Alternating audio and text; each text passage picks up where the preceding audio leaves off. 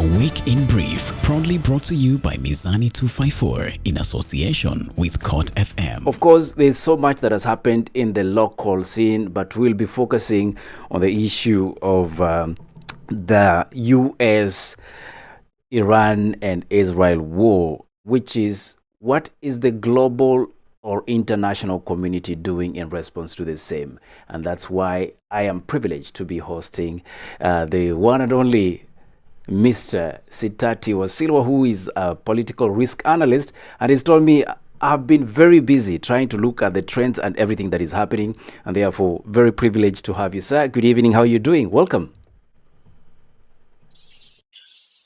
Thanks, Eli, for having me once again to be able to have this, discussion. Hopefully, it's going to be a fruitful one, a positive one. But of course, the most important thing is for us to understand its context, not just for where the United States or Israel or Iran or the Middle East stand, but I think it'll also be important to reflect on what does it mean for Africa anyway, I mean, I am very intrigued in terms of just how this conversation will go, Sitati, especially since we have seen a lot of the global players coming into response. If you paid attention, which I know you did, we saw President of France, Emmanuel Macron, taking a different stand and, of course, calling out the Trump administration and the US at large for violating international community laws and orders. We saw the other day Summer Kiir from the UK in the House of Commons, I believe so, also addressing them and saying the United Kingdom will not be taking part and parcel of this escalation, and they will continue monitoring how the event occurs, and possibly, if need be, they'll have appropriate conversation when time comes. Very quickly, you cross over to Spain, and the Spaniards have been put on the watch by the world prefect, being told, if you refuse for us to use your bases, rather our bases in your country, we can come in as we want and move out as we want. We do not need your permission. And the Spanish have said, we are not having that conversation. So when the Cyprus community was asking for a retaliation from the EU community, many would have thought probably the European Union at large will definitely take a step or calculated moves. Maybe, Sitati, to start from that point of view, what exactly is at play right here? Well, you see, all these reactions that we are witnessing from, countries which have been allies of the United States or Israel for quite a long time, they simply indicate the fact that, they are jittery about engaging in a war which they may not really understand what is it, or they do not really understand what the interests of the United States, perhaps, and Israel in this war. And if you remember the words of, the Prime Minister of Britain, Keir Starmer, he said that the lessons which Britain learned from the invasion of Iraq in 2003 are still fresh as far as the involvement of Britain in this whole debacle is concerned. So I think it has everything to do with the approach in which the Trump administration has been having towards its allies. Remember from the kind of ruckus that he created towards NATO states in his first term, calling for NATO countries to increase their budgetary contributions to that particular alliance, and then even later on other issues. I mean, we saw even earlier this year, the Trump administration getting jittery with the European Union and other countries regarding, the Greenland island. So all these issues in context create a picture that all may not be really rosy in terms of, how Washington under President Donald Trump relates to these allies, especially when you consider some historical facts, which are quite disturbing. But all said and done, you don't really expect all these reactions to be extremely weighty in preventing the United States and Israel, to go on, especially and Bibi Netanyahu, to Yeah. go on with what they consider to be the critical objectives in Iran, which, as far as I am concerned, have everything to do with intending to carry out a regime change in Iran, and second of all, to impose, an administration, a puppet administration that would enable Israel to be, to consider the Middle East its holistic sphere of influence. You know, you talk about the regime change, which is something that a lot of us, of course, were looking at in terms of the possibilities of the US having a puppet installed leader in Iran. They have also talked about liberating the people of Iran. Now, these two things to me quite some I mean sound contradictory if you were to look at them objectively, but then in the world of politics, it is one goal at the end of it. Look at what happened in Venezuela, for example, and President Trump has come out to defend the US actions in Venezuela.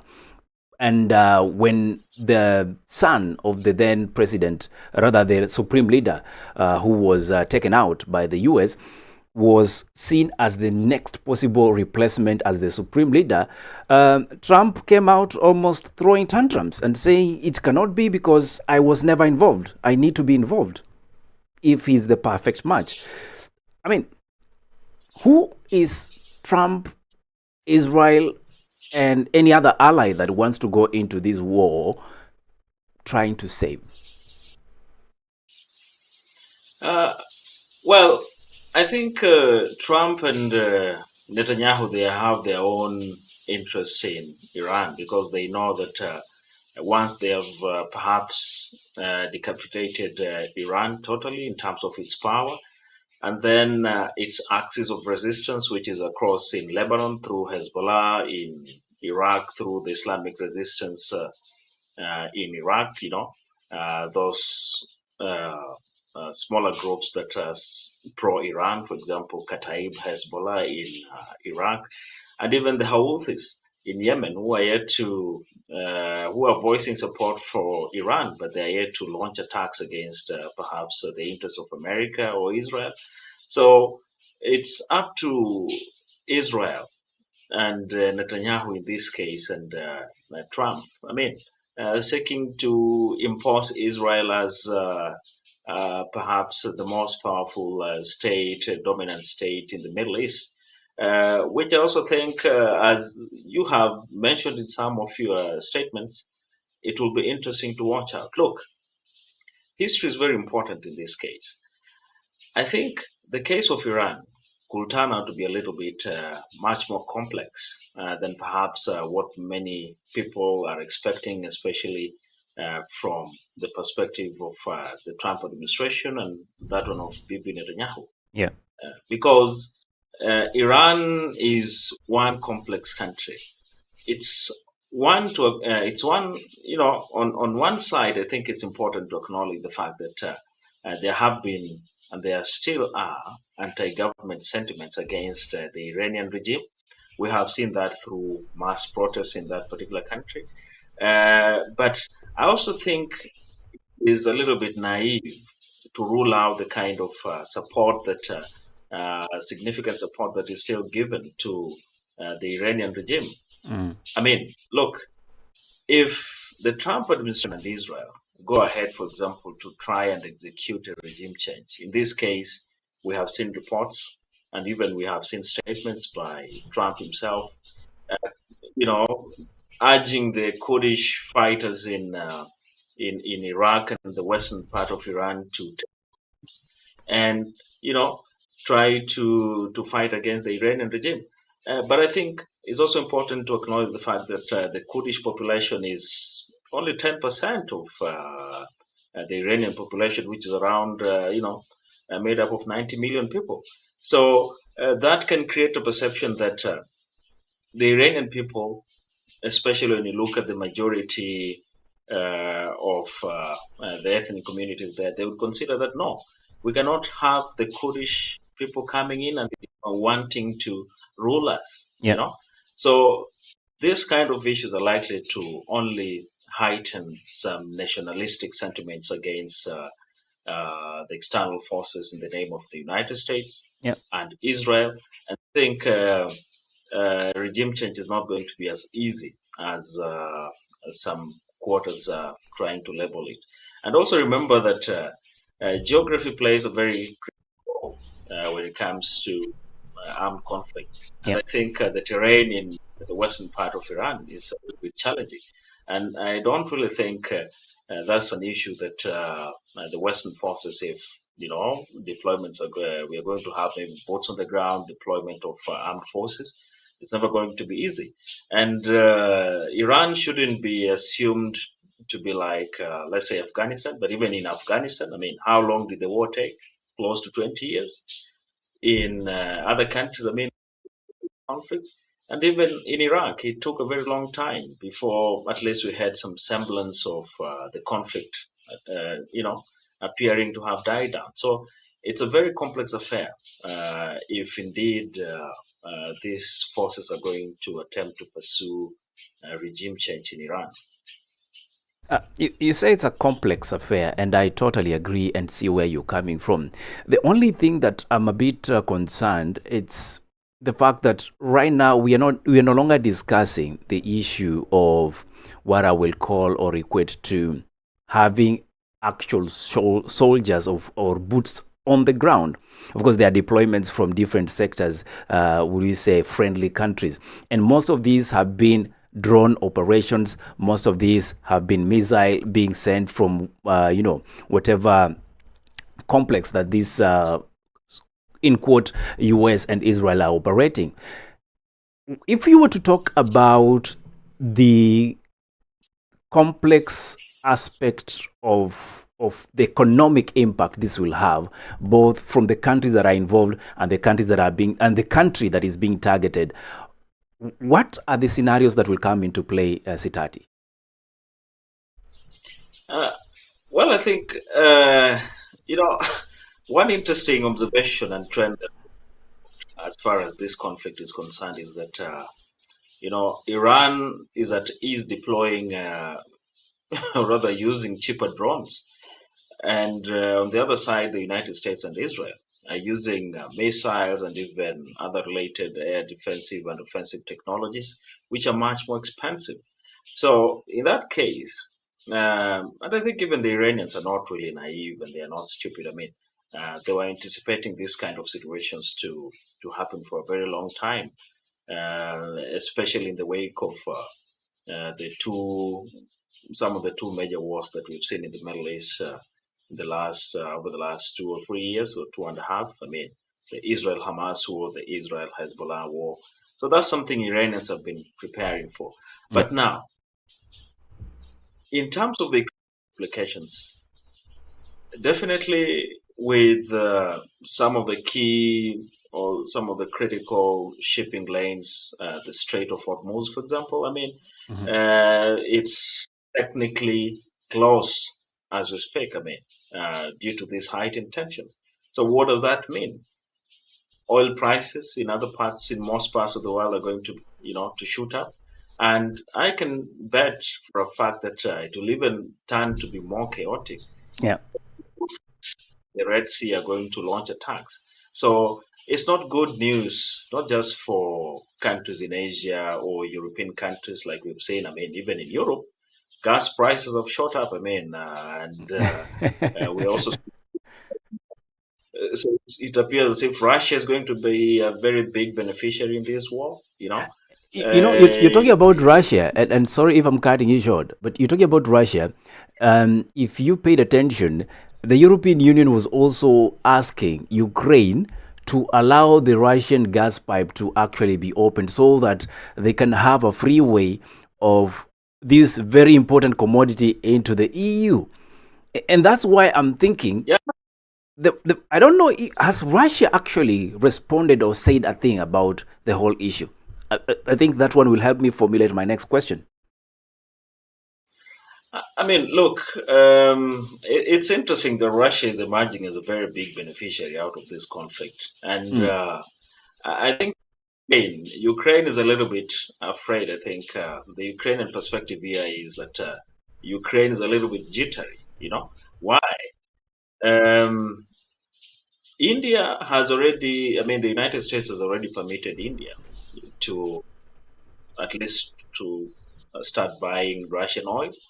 The European Union, I think the member states were to meet 2 days ago to discuss or look into the possibilities of trying to, get oil via, I think you're referring to the Druzhba pipeline, Mm-hmm. which maintains that it is damaged or it was damaged in January this year from Russian attacks. But Hungary and Slovakia in particular are not really convinced with the arguments given by or the explanations given by the Ukraine. Yeah.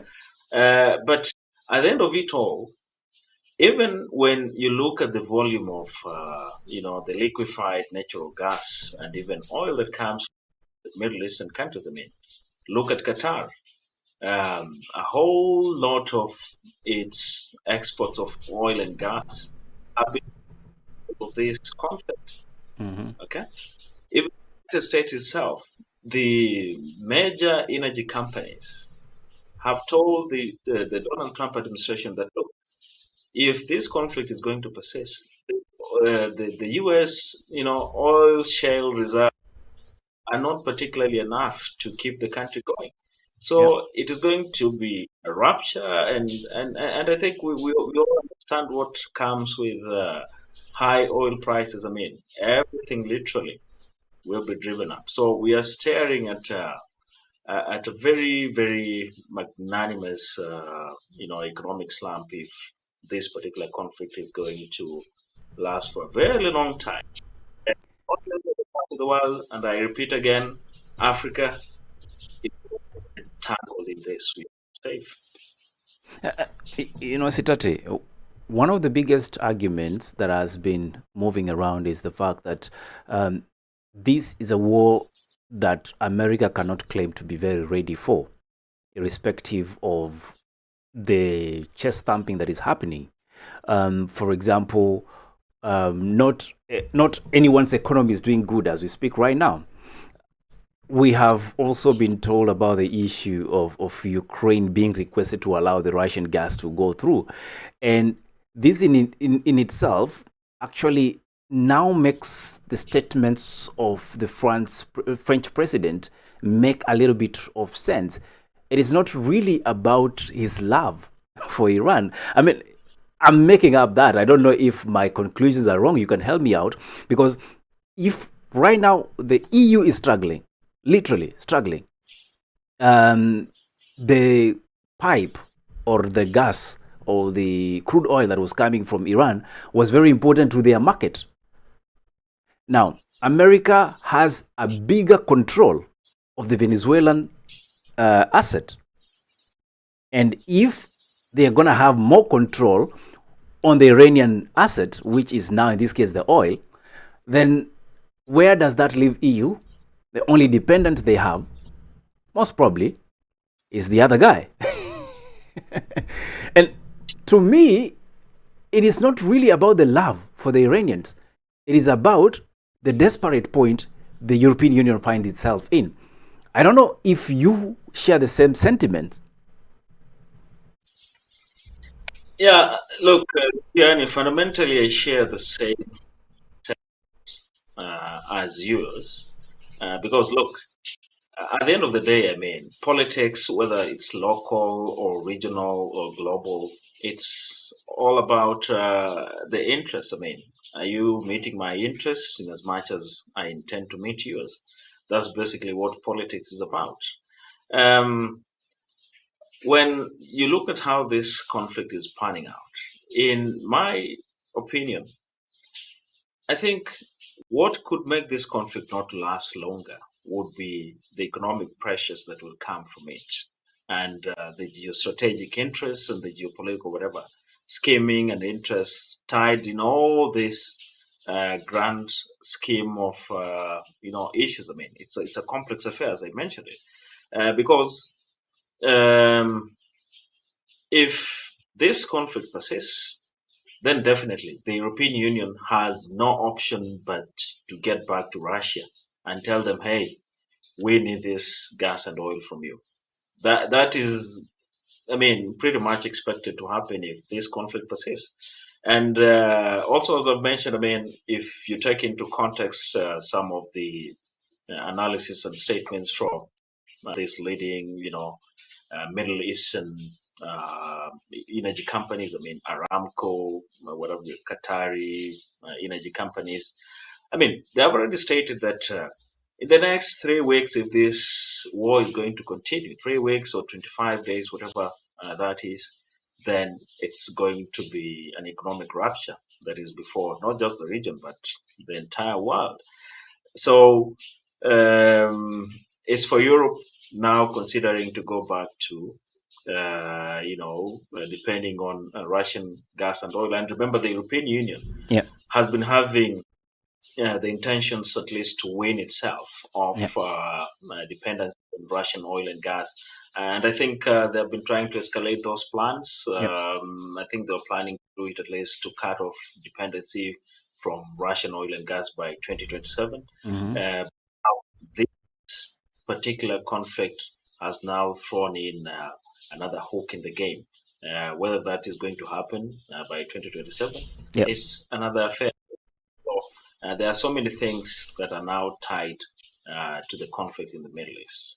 A lot of moving targets, and that's why tonight you're looking at your week in brief, looking and trying to understand what the US, Iranian, and Israel conflict and escalation means, not just to you, but to the entire global village. Now, Sitati is here with us, and Sitati Wasilwa is a political risk analyst. Happy to have you as always, Sitati. You've promised us a 3/4 of your hour.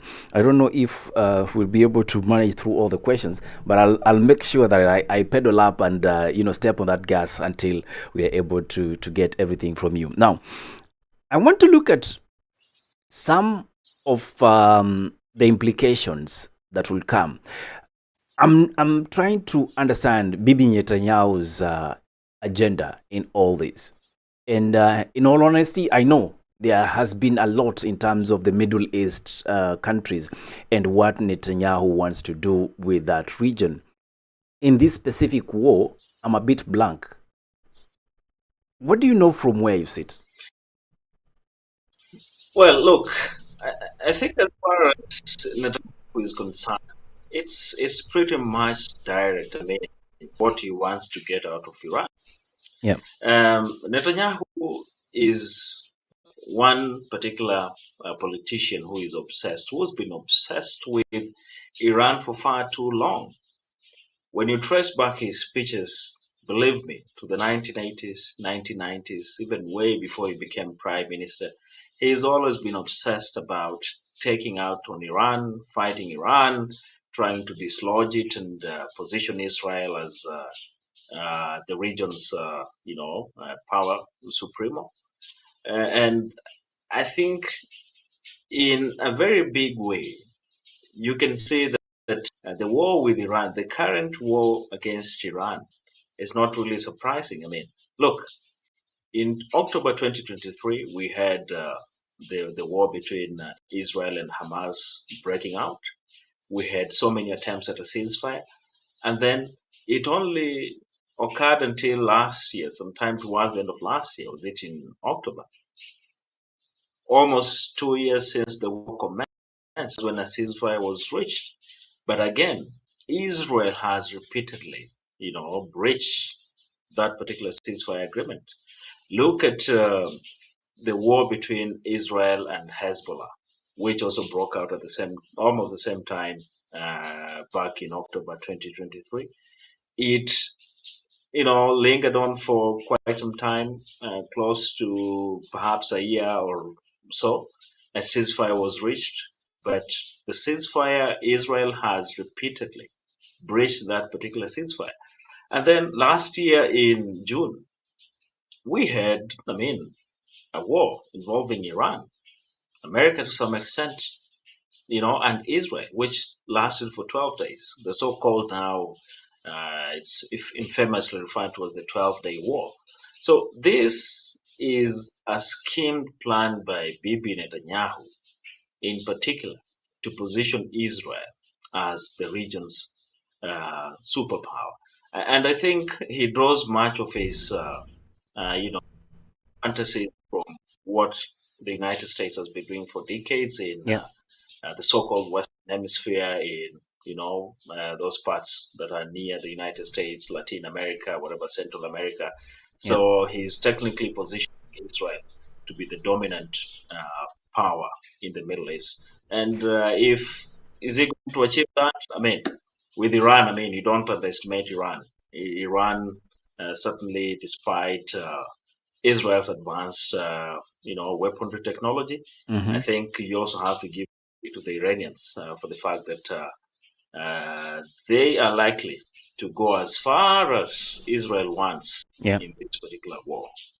So, Sitati, again, I'm just trying to be able to piece together all this stuff, like, including the involvement. The Middle East, again, find itself in a very precarious condition. And I'm talking about now the other neighbors. Qatar found themselves almost closing their entire airspace. So is Dubai, the Emirates, I have to mention that. And now there are, of course, some what we will call in another language, humanitarian flights or safe paths being opened to allow some, transfer of commodities and persons that it's needed. But what is the biggest catastrophe if this escalation continues past 1 year? Because when Russia and Ukraine happened, some people are hallucinating, thinking it's going to be, a couple of months, weeks. And here we are. Big man mess. What do you see? Well, as you mentioned, I think, and it's good you brought that question, because I think sometimes when we get we analyze these conflicts or try to uh, dish out opinions on what is likely to happen, it's always very to try to make proclamations, especially precision, what could we call them, predictions. Yeah. You can't really precisely predict when wars Yeah. are going to end. Yeah. That's something which is dangerous even for any other analyst to consider doing. Mm. What we can only do is to try and come up with maybe the likely scenarios, or look at the indicators which can give us different pathways on which or how things could turn out to be. Yeah. And it may not be surprising. You mentioned 1 year. But just to back up what you've stated, look, Yeah. there was a certain report, I think, which surfaced from Washington, tied to the Trump administration's objectives as far as the conflict in Iran is concerned. Mm. It clearly states that they are preparing for a war that can last up to September this year. So we are in the month. We are in the month of March. Yeah. September is 6 months away. So a stretch of 6 months, anything can happen beyond that. Mm. And you brought up the Russia-Ukraine war, but even think of the war in Sudan. Yeah. How many years are we talking about? Is it four? So most of these wars, it's a little bit tricky to predict when they're going to end. But now, apart from the fact that the Trump administration perhaps is approximating that they are looking at, and Israel, to a war that can go up to at least September. Mm-hmm. But I think, the nature of this war is not as that of maybe Russia and Ukraine. Yeah. When you look at the geographical elements of it and even the economic elements of it. How many countries dependent on the oil or gas or even the cereals and generally other grain products and fertilizer from Russia and Ukraine compared to the number of countries that depend on the millet on for supplies of oil and gas. I mean, you look at the numbers; it's crazy. Now, look at critical maritime routes, the so-called shipping lanes that are around the Middle East. The Strait of Hormuz, I mean, it's massive. You look at other shipping lanes tied to it, the Red Sea, you know. So compare that with the critical shipping lanes that perhaps link Europe with Russia. And then you get a picture that the economic pressures that are, resulting from this war, perhaps the only thing that is going to make this war to last for a short period of time. And I think maybe we are going to see pressure from the allies, United States and Israel and even Iran, trying to push things come to a halt. Because if this is going to last for a year, I can tell you without any fear of contradiction that we are staring at a very, very bad economic crisis, perhaps one of the greatest yet to be seen in the world for many, many years. All right. Now you know what could be the possible play out in all this issue that we are in. Some of us are finding ourselves analyzing more than just living the reality of what is happening in the Middle East. And evidently, it is not going anywhere anytime soon. I think to some extent, Mr. T finds himself almost making a joke of his own joke when he was talking about he was surprised on the response from the Iranians. Taking out the top brass of the military, the Secretary of State, taking out the head of the state, and then you are still surprised that these people are actually still operational. Is this miscalculated risk or too much boastfulness? What is at play here, really? Yeah, you see, it is a typical or classic characteristic and example of what we can call American arrogance and ignorance to a very large extent. And when you mention America, of course, you can't, uh, do away with one. I mean, they go together. Now, I think from a historical perspective, you see, Iran is not Afghanistan. You remember when the United States went into Afghanistan? Certainly, Iran is not Afghanistan. Iran is not Libya. You remember that time when the United States and other NATO allies or whatever NATO member states, whatever they did in Libya, 2011-12. I mean, before that, they lied to Gaddafi basically that you see what, Mr. Muammar Gaddafi, don't try to build a military industrial complex, a powerful one, that they care for him. And certainly, Iran is not Iraq. Iran is Iraq. And I think the Iranians, as I mentioned before, are not. These are the kind of situations, scenarios that they have for far too long anticipated to take place. And when you look at the political structure of the Iranian regime, I mean, how it is structured and even the military, it's much more complex, and it gives room. It is designed in a way that succession is not really a very, very big issue. So you cut one tail of a lizard, then you are rest assured that another one is going to grow. And now the danger, in fact, here is that the fact that they've taken these guys out, you're going even maybe to have much more radical fellows coming into power in Iran. And I think that's something maybe especially the Trump administration or even Israel's Netanyahu's Israel. Never really anticipated. They Yeah. just thought maybe we would take Khamenei off the radar. Mm-hmm. We are going to take other military leaders and other political leaders.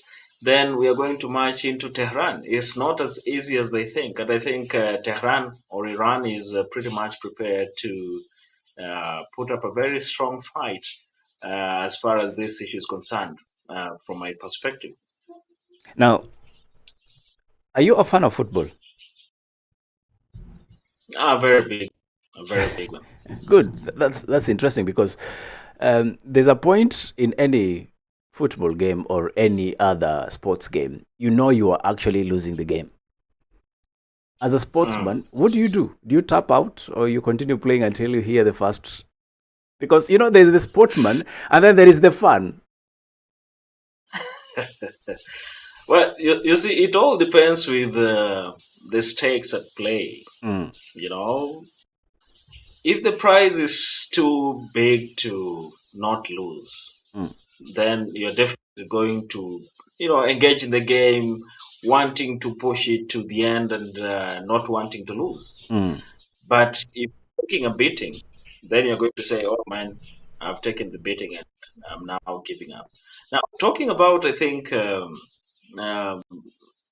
all these situations and scenarios in relation to the conflict and even football.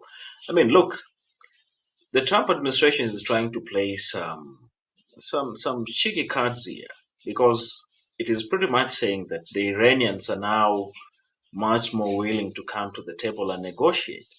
But you see, the Iranians, I think they're pretty much prepared. And this time, I don't think they'll be extremely foolish to go to negotiating table. Yeah. And then, make some concessions only to be again blowed up in the middle of the discussion. So when they're about to reach a very, very practical conclusion. Yeah. So looking at the stakes in this fight, on one hand, we must, and the Westerners, especially Washington, West, must generally accept that, you see, if this war protracts, do they have sufficient munitions to continue fighting in this war? Because the matter of fact is this: the United States has so many commitments, and I think looking at the war between Russia and Ukraine and even in Gaza, think of how many weapons the United States has shipped to those parts of the world. So does it have enough stockpiles to take on Iran? And I think Iran is pretty much prepared. I mean, honestly, with stock of relatively cheaper weapons, which I think can get them as far as they want to go. So it's an additional kind of an engagement, how I look at it. But of course, you don't underestimate the fact that the likes of America, I mean, it has a massive military-industrial complex, which I think can also produce weapons quite fast. But now, how they're going to sustain this and other wars in the world, that is the bigger or the biggest elephant in the room for us. Now, you talk about the issue of sustaining this war and sustaining the aspect of the elephant, which in this case is the weaponry and the industrial complex that comes with the machine war or the war machine. Why I asked you about the issue of sports, it's because interestingly, the Americas will be hosting the 2026 June FIFA World Cup. And this begins on the 11th of June. Now, did you know when this kicks off, Iran is also part of the participants in this interesting FIFA 2026, and they'll be taking on New Zealand in Group G on the 16th of June. Now, why I'm asking these not so connected connections of conversation, it's because you go to a country, take out the military, and that's what they are bragging of doing. But then you are expecting these people to come and participate in a match that is say end this and that, and let's keep war, let's keep peace, and whatever it is they want to call it. I don't know what's the theme for this year 2026. My point here is, Sitati, I am thinking this was the worst time to actually take that escalation. And out of those who will be flying into the US, if this FIFA will happen, because my personal opinion, if you ask me, Sitati, is this is the time FIFA will actually say we are not having 2026 World Cup until we settle down and we actually practice what we preach. But I digress. If we are going to look at sports, we are going to look at the participation, we are going to look at the issue of bringing the world together under one celebration. Was this a technically smart move with all that comes with 2026 World Cup FIFA? Technically, what do you think? Compile the sports. Look, sporting events, I mean, sports, if you look at sports geopolitically or from a geopolitical perspective, sports is certainly a very, very weighty geopolitical affair. Yeah. That's why countries, I mean, they compete to host these big sporting events, whether it's Olympics, whether it's the World Cup for different sporting disciplines, be it football, be it hockey, volleyball, these sporting events or disciplines that you can talk about. I have one very interesting book in my small library here, which focuses on how football, explains the world, and it gives so many correlations between football and different world events, which I think is pretty much important. But in this case, will FIFA have the balls to come out strongly and say, okay, hey, we cannot have a regional or an almost global like conflict going on. Yeah. To have the United States go ahead and host the event. Yeah. I think, in my view, FIFA, the way it operates, depends with, or if you want to understand how it operates, then you look at who contributes the largest amount of money to finance its operations. I mean, technically, yeah. Mm-hmm. And to go back a little bit, if Russia was barred by, the likes of FIFA, the likes of UEFA, so for the Olympics, from participating in its events, and Israel continued participating, you can see this kind of, inequalities that we are talking about. So I am highly skeptical as to whether FIFA will be bold enough and say, look, Mr. Trump and your country, the United States, you're not going to host this. It is going to be very difficult. And I mean, in Washington,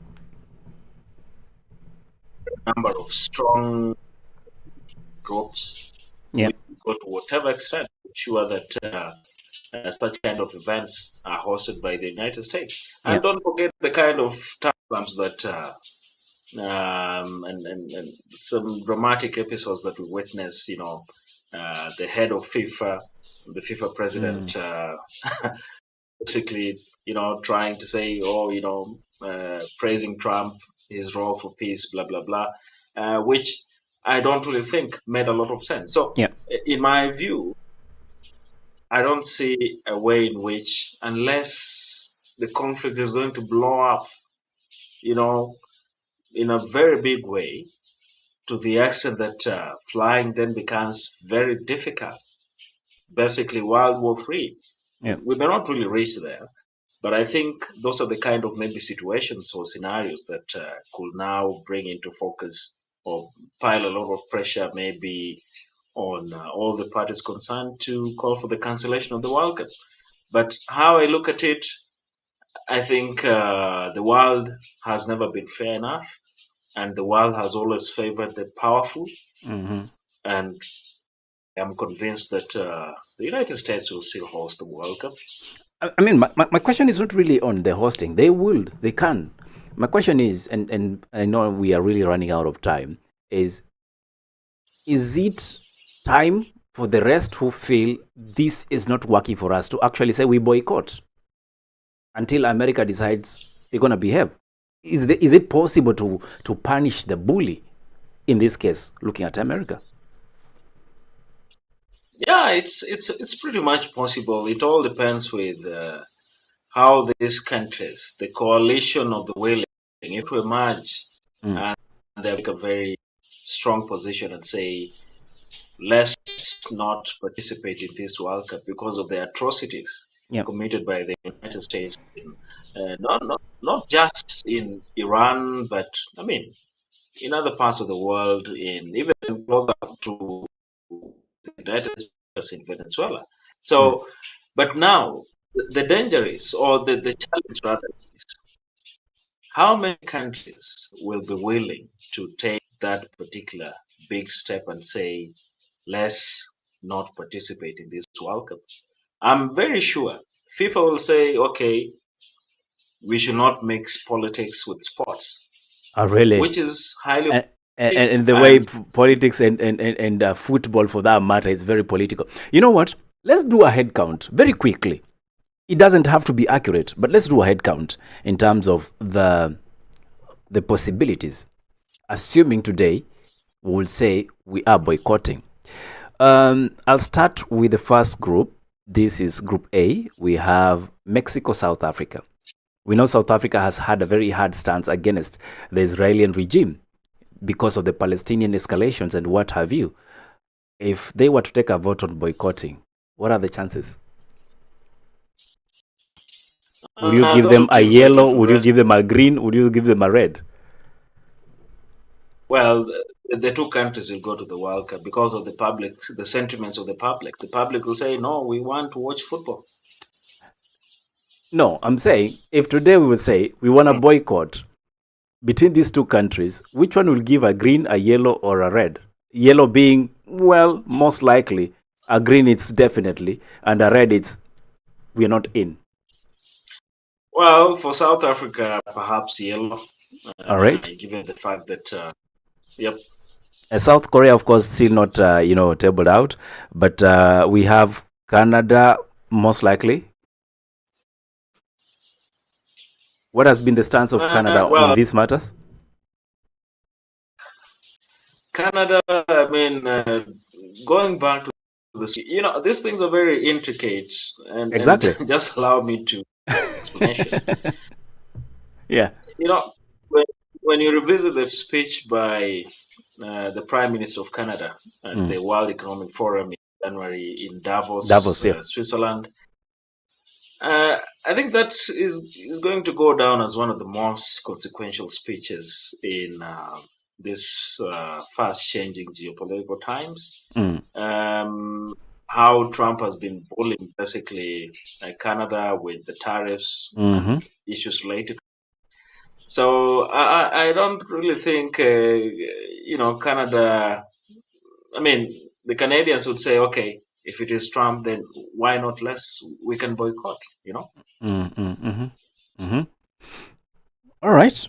I see, of course, there's Qatar, Switzerland. Possibly Qatar will want to prove their worth and head to the World Cup. Is that your thought too? I mean, Qatar is a strong ally of the United States. Remember that it should be the best military base in the Middle East. It should be based in Qatar, if I'm not so. And basically, if last year, remember when Donald Trump had his visit in the Middle East, I think Qatar is one of those countries which signed some lucrative deals with Trump. So the Qataris would definitely march into the United States, and if you guys are not willing to show up, I think they are going to get to the final. Maybe That will be a smooth ride. And I'm afraid I keep losing you, Sitati. I don't know if people are now trying to ask you for dinner. You know, it's about that time people went for dinner. As we conclude, because your time is out, sir, the rest of the world is watching what is happening in Middle East.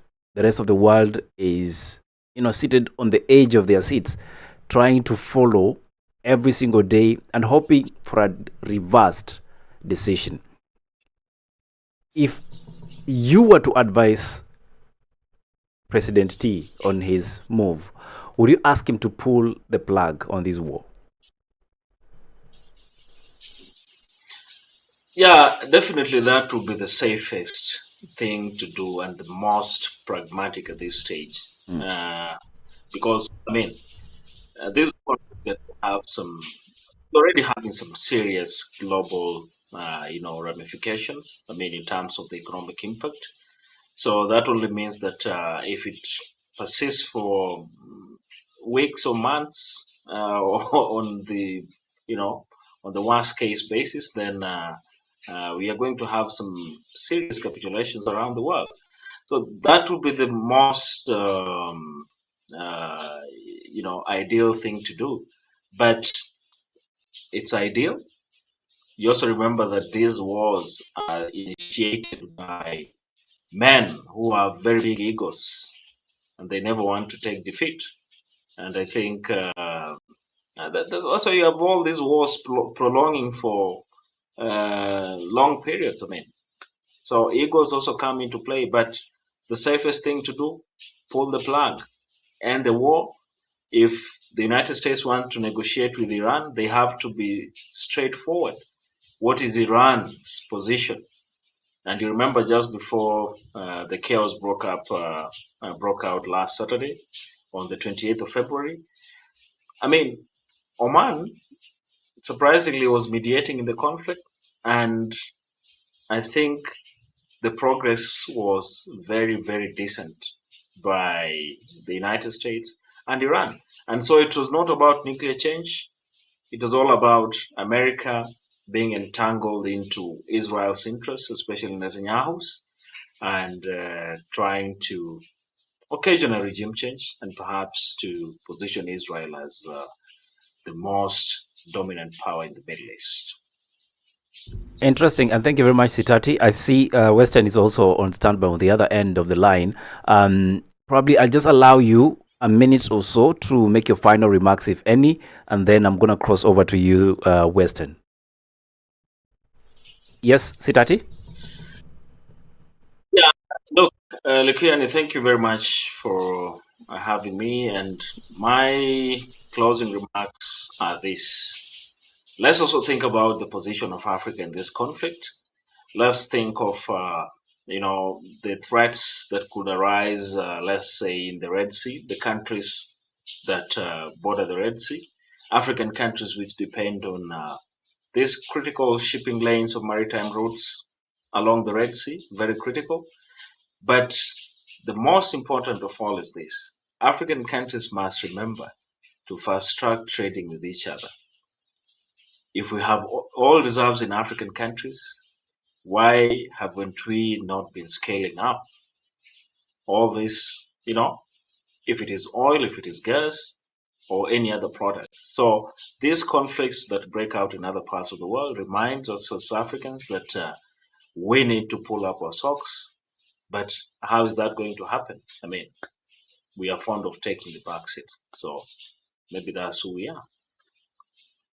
Thank you very much, Sitati Wasilwa. Sitati is a political analyst, and that is political risk analyst, and he has a keen eye on the geopolitics and, of course, how governments work and function. It's been a pleasure having you, sir. Until the next set, have yourself a great evening as we cross over to Western, who is also on standby. Your Week in Brief, proudly brought to you by Mizani 254 in association with Court FM.